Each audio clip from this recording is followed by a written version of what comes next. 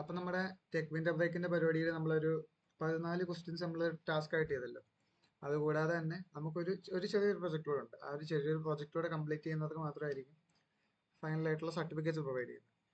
അപ്പം ഒരു സിമ്പിൾ സംഭവം തന്നെയാണ്. ജസ്റ്റ് ഒരു കാൽക്കുലേറ്റർ ബിൽഡ് ചെയ്തെടുക്കുക എന്ന് വെച്ചാൽ നമുക്ക് നോർമലി എല്ലാവർക്കും HTML അറിയാവുന്നവർ തന്നെയാണ്.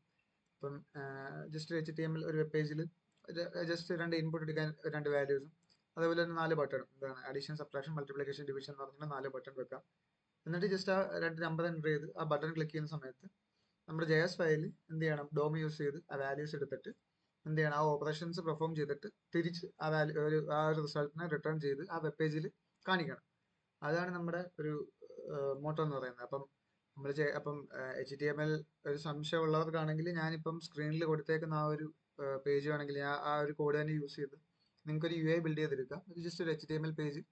അതുപോലെ തന്നെ ഞാൻ അതിന്റെ സ്റ്റൈൽ ഇവിടെ തന്നെ കൊടുത്തിട്ടുണ്ട്. അപ്പോൾ വേണമെങ്കിൽ നിങ്ങൾക്ക് ഈ സംഭവം തന്നെ കോപ്പി ചെയ്ത് നിങ്ങൾക്ക് ജസ്റ്റ് ഒരു UI ബിൽഡ് ചെയ്തെടുക്കാം. ഞാൻ ജസ്റ്റ് പെട്ടെന്ന് കാണിക്കുകയാണ്. ഇത് നിങ്ങൾക്ക് പോസ് ചെയ്ത് ഇതിൽ നിന്ന് കോപ്പി ചെയ്ത് ആ ഒരു UI ബിൽഡ് ചെയ്തെടുത്തിട്ട് ഇതിന്റെ സ്ക്രിപ്റ്റ് ഫയൽ നിങ്ങൾ തനിയെ എഴുതുക.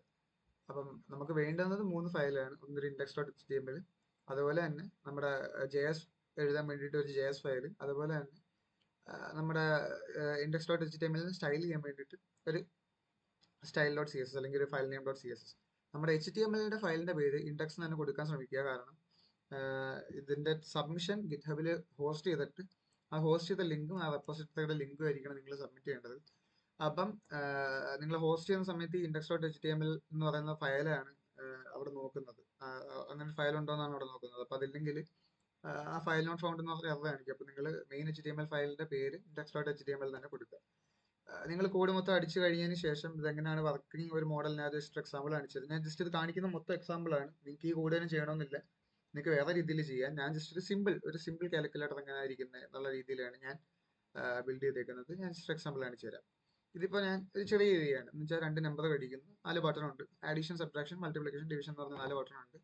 അതിൽ ബട്ടൺ ക്ലിക്ക് ചെയ്യുന്നതനുസരിച്ച് അതിന്റെ റിസൾട്ട് ഡിസ്പ്ലേ ചെയ്യുന്ന രീതിയിൽ ഇപ്പോൾ ഞാൻ 4ഉം അതുപോലെ തന്നെ 2 ആണ് കൊടുക്കുന്നതെങ്കിൽ അഡീഷൻ ചെയ്യുമ്പോൾ 6 എന്ന റിസൾട്ട് വരും. സബ്ട്രാക്ഷൻ ആണെങ്കിൽ 2 എന്ന് റിസൾട്ട് കാണിക്കും. മൾട്ടിപ്ലിക്കേഷൻ ആണെങ്കിൽ 8 എന്ന് കാണിക്കും. ഡിവിഷൻ ആണെങ്കിൽ 4/2 എന്ന് കാണിക്കും. അപ്പം ഇത് സിമ്പിൾ യു ആണ്. ഇപ്പൊ നിങ്ങൾക്ക് ഇത് വേണമെങ്കിൽ യൂട്യൂബിൽ റെഫർ ചെയ്താൽ അല്ലെങ്കിൽ ലൈക്ക് യൂട്യൂബിൽ ഒരുപാട് സംഭവമുണ്ട്. ജസ്റ്റ് എന്താണ് simple calculator using HTML, CS and JS എന്ന് സെർച്ച് ചെയ്താൽ തന്നെ ഒരുപാട് വരും.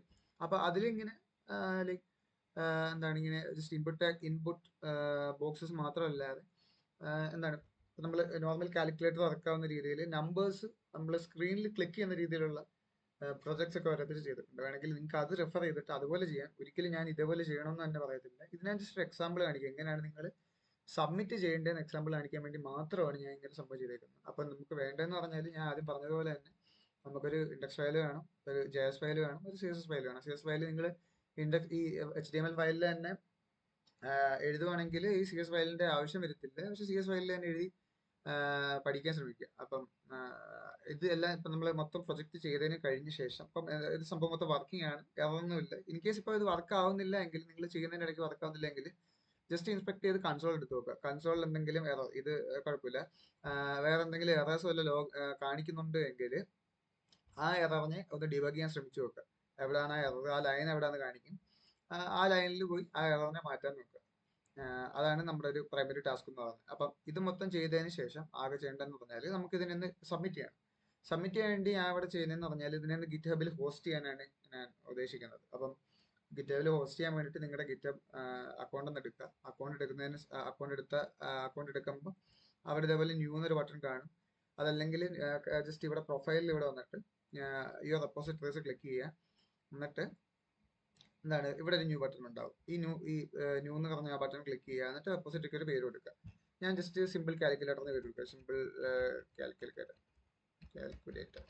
എന്ന് പേര് കൊടുത്തിട്ട് ക്രിയേറ്റ് റെപ്പോസിറ്ററി.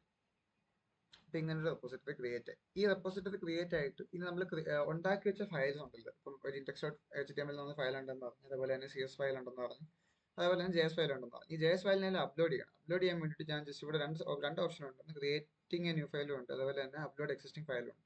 നമ്മുടെ ഫയൽ നമ്മുടെ ലോക്കൽ സിസ്റ്റത്തിൽ എക്സിസ്റ്റിംഗ് ആയിട്ട് കിടപ്പുണ്ട്. അപ്പോൾ ജസ്റ്റ് നമുക്ക് അതിനെ അപ്ലോഡ് ചെയ്താൽ മാത്രം മതി. അപ്പോൾ അപ്ലോഡ് എക്സിസ്റ്റിംഗ് ഫയൽ എന്ന് പറയുന്ന സാധനം ക്ലിക്ക് ചെയ്യുക, ചൂസ് യുവർ ഫയൽസ് കൊടുക്കുക.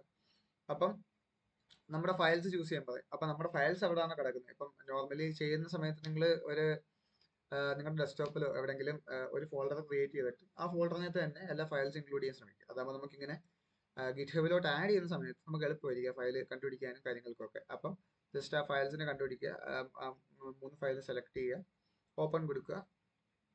അപ്പം ആ 3 ഫയൽ അപ്ലോഡ് ആയതിനു ശേഷം ഇവിടെ കമ്മിറ്റ് ചേഞ്ചസ് കൊടുക്കുക.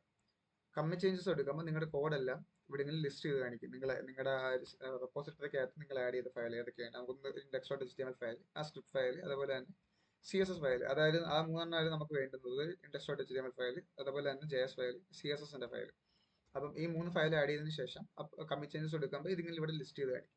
ഇനി ലിസ്റ്റ് ചെയ്ത് കാണിച്ചതിന് ശേഷം ഈ ഒരു വെബ് പേജ് എങ്ങനെ ഹോസ്റ്റ് ചെയ്യാന്ന് വെച്ചാൽ ജസ്റ്റ് ഇതിന്റെ ലിങ്ക് എടുക്കുന്നത് എങ്ങനെയാണ് എന്ന് വെച്ചാൽ നമ്മളിപ്പം www.facebook.com എന്ന് പറഞ്ഞ് സെർച്ച് ചെയ്യുന്നത് അതൊരു URL ആണ്. ആ URL ക്ലിക്ക് ചെയ്യുമ്പോൾ ആ ഒരു പേജിലേക്ക് റീഡയറക്ട് ചെയ്യും. അങ്ങനെ നമ്മൾ ഉണ്ടാക്കി വെച്ചേക്കുന്ന വെബ് പേജ് ഒരിക്കലും നിങ്ങൾ ട്രോളൊക്കെ കണ്ടിട്ടുണ്ടായിരിക്കാം. ഇപ്പം ഇങ്ങനെ ഒരു വെബ് പേജ് ഉണ്ടാക്കി വെച്ചിട്ട് ഈ ലിങ്ക് എടുത്ത് ഷെയർ ചെയ്തെന്ന് പറഞ്ഞുള്ള സംഭവം. ഈ ലിങ്ക് ആക്ച്വലി ഒരു ലോക്കൽ ഹോസ്റ്റിൽ റൺ ചെയ്യുന്ന സംഭവമാണ്. ഇത് നെറ്റ്വർക്ക്സ് ഒക്കെ പഠിച്ചിട്ടുള്ളവർക്ക് മനസ്സിലാവും. ഇതെന്ന് പറഞ്ഞാൽ ലോക്കൽ ഹോസ്റ്റിന്റെ നമ്പറാണ് 127.0.0.1 എന്ന സംഭവം. ഇതിപ്പോ ഈ ഫയൽ നിങ്ങളുടെ സിസ്റ്റത്തിൽ മാത്രമായിരിക്കും റൺ ആവുന്നത്. ഈ ഒരു ലിങ്ക് നിങ്ങൾ എടുത്ത് എവിടെയെങ്കിലും കോപ്പി ചെയ്തിട്ട് നിങ്ങളുടെ ഫോണിലോട്ട് ഇട്ടിട്ട് സെർച്ച് ചെയ്യാൻ നോക്കിയാലൊന്നും കിട്ടത്തില്ല. കാരണം ഇത് ഈ ഒരു സിസ്റ്റത്തിൽ മാത്രം, ഈ ഒരു സിസ്റ്റം സെർവറായിട്ട്, ഈ ഒരു സിസ്റ്റം ക്ലയന്റ് ആയിട്ട് വർക്ക് ആവുന്ന സമയത്ത് റൺ ആവുന്ന ഒരു ലിങ്ക് ആവുന്ന ഇതെന്ന് പറയുന്നത്. അപ്പം ഈ ഒരു ലിങ്ക് പോലെ നമുക്ക് ഇതിനെ പബ്ലിക്കലി അവൈലബിൾ ആക്കണമെങ്കിൽ നമ്മൾ ഈ ഒരു പേജിനെ ഹോസ്റ്റ് ചെയ്യണമെങ്കിൽ നമുക്ക് ഗിറ്റ്ഹബ് പോലുള്ള ടൂൾസ് യൂസ് ചെയ്യേണ്ടി വരും. അപ്പം എന്ത് ചെയ്തു, നമ്മൾ ചെയ്ത് ലൈക്ക് നമ്മുടെ ഫയൽസ് എല്ലാം നമ്മൾ ഈ റെപ്പോസിറ്ററിയിലോട്ട് ഇൻക്ലൂഡ് ചെയ്തു, കമ്മിറ്റ് ചേഞ്ചസ് കൊടുത്തു. ഇനി ചെയ്യേണ്ട സംഭവം എന്ന് പറഞ്ഞാൽ ഇവിടെ സെറ്റിംഗ്സ് എന്ന് പറയുന്ന ഒരു ടാബാണ്. ജസ്റ്റ് ഈ സെറ്റിംഗ്സ് എന്ന് പറഞ്ഞ സാധനത്തിൽ ഒന്ന് ക്ലിക്ക് ചെയ്യുക. സെറ്റിംഗ്സ് എന്ന് പറഞ്ഞ് ക്ലിക്ക് ചെയ്തിട്ട് ഇവിടെ കോഡ് ആൻഡ് ഓട്ടോമേഷൻ എന്ന് പറയുന്ന സെക്ഷൻ ഉണ്ട്. ഈ കോഡ് ആൻഡ് ഓട്ടോമേഷന്റെ താഴെ പേജസ് എന്ന് പറയുന്ന ഒരു സെക്ഷൻ ഉണ്ടാവും. ആ പേജസിൽ ക്ലിക്ക് ചെയ്യുക. പേജസിൽ ക്ലിക്ക് ചെയ്യുമ്പോൾ ഇവിടെ git pages build and deployment എന്ന് പറഞ്ഞൊരു സംഭവം കാണും. ഇവിടെ പ്രത്യേകിച്ച് നമ്മളൊന്നും ചെയ്യേണ്ട. ഇവിടെ നൺ എന്ന് പറയുന്ന ഓപ്ഷനിൽ ജസ്റ്റ് ഒന്ന് ക്ലിക്ക് ചെയ്യുക. അതൊരു ഡ്രോപ്പ് ഡൗൺ ആണ്. ആ ഡ്രോപ്പ് ഡൗൺ ക്ലിക്ക് ചെയ്യുമ്പോൾ അവിടെ മെയിൻ എന്ന് പറയുന്ന ഓപ്ഷൻ ഉണ്ട്, നൺ എന്ന് പറയുന്ന ഓപ്ഷൻ ഉണ്ട്. നമ്മൾ കൊടുക്കുന്ന ലൈക്ക് നമ്മൾ ഫയൽസ് ഒക്കെ ആഡ് ചെയ്യുന്ന സമയത്ത് നണ്ണിലായിരിക്കും കിടക്കുന്നത്. അപ്പോൾ നമ്മൾ ജസ്റ്റ് ഡ്രോപ്പ് ഡൗണിൽ നിന്ന് ക്ലിക്ക് ചെയ്തിട്ട് മെയിൻ എന്ന് പറയുന്ന സാധനത്തിൽ ഒന്ന് ക്ലിക്ക് ചെയ്യുക. എന്നിട്ട് റൂട്ട് മാറ്റേണ്ട, സേവ് കൊടുക്കുക. സേവ് കൊടുത്തതിന് ശേഷം ജസ്റ്റ് നമുക്കൊരു 2 മിനിറ്റ് വെയിറ്റ് ചെയ്യേണ്ടി വരും. ലൈക്ക് എന്താണ് പേജ് ഒന്ന് ഹോസ്റ്റായി അതിന്റെ ലിങ്ക് കിട്ടണമെങ്കിൽ നമുക്ക് 2 മിനിറ്റ് വെയിറ്റ് ചെയ്യേണ്ടി വരും. അപ്പോൾ നിങ്ങൾ ഒരു 2 മിനിറ്റ് വെയിറ്റ് ചെയ്യുക. 2 മിനിറ്റ് വെയിറ്റ് ചെയ്യുന്നതിന് ഇടയ്ക്ക് ജസ്റ്റ് ഒന്ന് റിഫ്രഷ് ചെയ്ത് വെക്കുക. റിഫ്രഷ് ചെയ്ത് വെക്കുന്ന സമയത്ത് ലിങ്ക് അവിടെ ഹോസ്റ്റ് ആയെങ്കിൽ ആ ലിങ്ക് അവിടെ വരും, അല്ലെങ്കിൽ ജസ്റ്റ് ഒന്ന് വെയിറ്റ് ചെയ്യുക. അപ്പം ഞാൻ പറഞ്ഞ ഇത്ര മാത്രമേ ഉള്ളൂ. ഒന്നാമത്തെ സംഭവം HTML ഫയലിൽ നമ്മുടെ HTML എഴുതുക, അതുപോലെ തന്നെ CSS ഫയലിൽ നമ്മുടെ സ്റ്റൈൽ കൊടുക്കുക. സ്റ്റൈല് നിങ്ങൾക്ക് സംശയം ഉണ്ടെങ്കിൽ വേണമെങ്കിൽ ഇത് തന്നെ കൊടുക്കാം. എന്നിട്ട് നിങ്ങൾ JS ഫയൽ ക്രിയേറ്റ് ചെയ്തിട്ട് ആ JS ഫയലിലെ കോഡ് നിങ്ങൾ തനിയെ എഴുതുക. തനിയെ എഴുതിയിട്ട് ശേഷം ഗോലൈവ് കൊടുത്ത് ഇത് റൺ ആവുന്നോ നോക്കുക. റൺ ആവുന്നെങ്കിൽ ഗിറ്റ്ഹബിൽ വരിക, ഒരു റെപ്പോസിറ്ററി ക്രിയേറ്റ് ചെയ്യുക. നിങ്ങൾ ക്രിയേറ്റ് ചെയ്ത 3 ഫയൽസ് അതിനകത്ത് ആഡ് ചെയ്യുക. ആഡ് ചെയ്തിട്ട് ഞാൻ പറഞ്ഞ സെറ്റിംഗ്സ് എടുക്കുക. കോഡ് ആൻഡ് ഓട്ടോമേഷന്റെ താഴെ പേജസ് എന്ന് പറയുന്ന ഓപ്ഷൻ ഉണ്ട്, അവിടെ വരിക. അവിടെ നിന്നിട്ട് ഇവിടെ ഒരു നണ്ണ് എന്ന് പറഞ്ഞ ഓപ്ഷൻ വരുന്നത് നണ്ണ് മാറ്റി മെയിൻ ആക്കുക. സേവ് കൊടുക്കുക. സേവ് കൊടുത്തതിന് ശേഷം 2 മിനിറ്റ് കഴിഞ്ഞാൽ റിഫ്രഷ് ചെയ്ത് വെക്കുക. 2 മിനിറ്റ് കഴിഞ്ഞ് റിഫ്രഷ് ചെയ്യുമ്പോൾ ഒരു ലിങ്ക് ഇവിടെ കണ്ടു. ഇത്ര നേരം ഇല്ലാത്തൊരു സംഭവം ഇവിടെ വന്നു. കാരണം ഇവിടെ കിടക്കുന്നുണ്ട് your site is live at എന്ന് പറഞ്ഞൊരു ലിങ്ക് കിടക്കുന്നുണ്ട്. എന്ന് വെച്ചാൽ നമ്മൾ ക്രിയേറ്റ് ചെയ്ത വെബ് പേജിനെ നമ്മൾ ലൈവ് ആക്കി. ആ ഒരു ലൈവ് ലിങ്ക് ആണ് ഇവിടെ കൊടുത്തേക്കുന്നത്. അപ്പൊ ഈ ലിങ്ക് ജസ്റ്റ് ഓപ്പൺ ചെയ്താൽ നമ്മൾ ക്രിയേറ്റ് ചെയ്ത സാധനം ഇപ്പൊ പബ്ലിക്കലി അവൈലബിൾ ആണ്. ഇപ്പൊ ഈ ലിങ്ക് എടുത്ത് ഞാൻ എവിടെയെങ്കിലും ഷെയർ, ഇപ്പം ഈ ലിങ്ക് എടുത്ത് ഞാൻ നിങ്ങളുടെ ഗ്രൂപ്പിൽ ഇടുക, അല്ലെങ്കിൽ നിങ്ങൾക്ക് ഷെയർ ചെയ്താൽ, നിങ്ങൾക്ക് ഈ ലിങ്ക് ക്ലിക്ക് ചെയ്താൽ ഞാൻ ഉണ്ടാക്കി വെച്ചേക്കുന്ന കാൽക്കുലേറ്ററിൽ വരാൻ, അതേപോലെ നിങ്ങൾക്ക് ഓപ്പറേഷൻ പെർഫോം ചെയ്യാനും പറ്റും. അപ്പൊ ഞാൻ ഇവിടെ ആ ലിങ്കിൽ വന്നാലും ഞാൻ ജസ്റ്റ് 4 എന്ന് കൊടുത്തു, 2 എന്ന് കൊടുത്തു. അങ്ങനെയാണെങ്കിൽ ആഡ് ചെയ്യുമ്പോൾ റിസൾട്ട് വരുന്നുണ്ട്.